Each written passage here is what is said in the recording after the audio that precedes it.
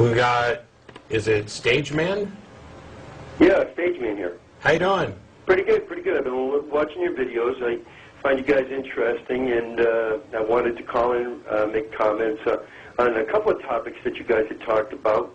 It appears that some of the conversation isn't taking into consideration certain topics such as physics or biology. I heard that you have a physicist there. Yeah, he's sitting right here. Fantastic. I don't know what your experience is as a physicist, or if you are, in fact, a graduate of your discipline, and if you're working in the field.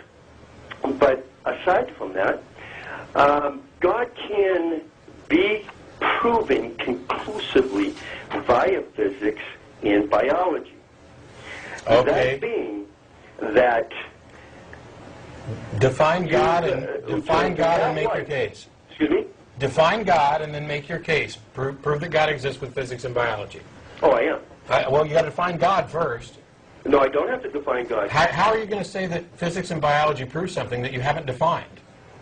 Well, because if you listen to the evidence, you'll see that there has to be a God. No. And the evidence is that you're assuming some definition. You're assuming some definition of God in order to make that statement at all. No. Well, listen yes, to the you evidence have and then to. You make your own conclusion. No. Stop. If you say that physics proves that there has to be a God, you have some working definition of God in order to make that claim at all. And I want to know what it is. God is the being that is outside of time and space that created time and space. You as a physicist know that time is quantitative. It has already been conclusively proven that time is quantitative in physics. So if time is quantitative, it has a beginning, it has an end. That being the case, God is outside of time and space. He inhabits eternity, something that man cannot comprehend. If we can't comprehend it, how can you make the assertion? The biological evidence... If we can't comprehend it, how can you make the assertion? Well, the biological evidence is that to have life, you have to have nucleotides and amino acids to make up proteins. The direct enemy, or what destroys amino acids and nucleotides, is oxygen. Now, some people say that we formed in the ocean. We evolved out of the ocean. Well, that couldn't be because nucleotides and amino acids have got to synergize in the same amounts exactly at the same time. Their enemy, oxygen. The ocean is water. What's water made up of? I'll say hydrogen and oxygen. Do I win? Oh, you win. Now, some people have even argued to me about... However, water isn't oxygen. There are lots of things that contain... the molecules. You've got to have the molecules of oxygen. So is every molecule that includes oxygen is the enemy of nucleotides. If oxygen is present... Now, if oxygen is present on its own... Now, granted, I'm not a scientist or a biologist, and I don't know whether any of this is accurate, and I don't know if my objections are valid or not, but... You're absolutely right. If oxygen is present... In any form? Amino acids and nucleotides cannot synergize in the quantitative amount to synergize proteins. How does this prove that a God exists? Because, well...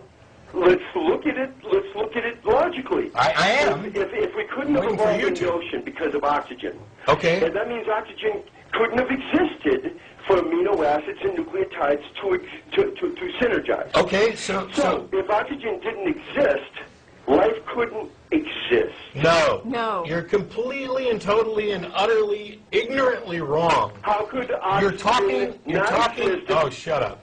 You're talking about abiogenesis, which is a theoretical field, which we don't necessarily know how life in fact did form. But we do know that life can in fact form.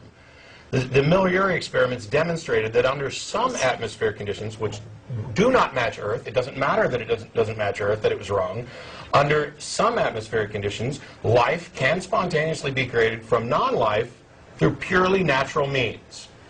That has been demonstrated. It doesn't matter that we don't know exactly how it did happen on Earth. The fact that it's possible is all we need to know. Yeah. The other Are you thing there? is, Oh. well, the other point I'd like to make is that the idea that amino acids couldn't form on the Earth is completely wrong, because at the time the amino acids are supposed to have formed, Right. something like, what, 3.5 billion years ago? Something like that? I don't know. I know the age of the Earth is roughly 4.5 billion years. Yeah, so say 4 billion years ago, But amino I think acids it's started to... actually closer to 1 billion years ago. I think Well, that there this was a is longer period of nothing. the amino acids. Okay. Okay, so By the way, if we can, put up a link to Talk Origins, where these questions are actually addressed by people who know what the hell they're talking about. yes, because I this don't, one's actually and he addressed.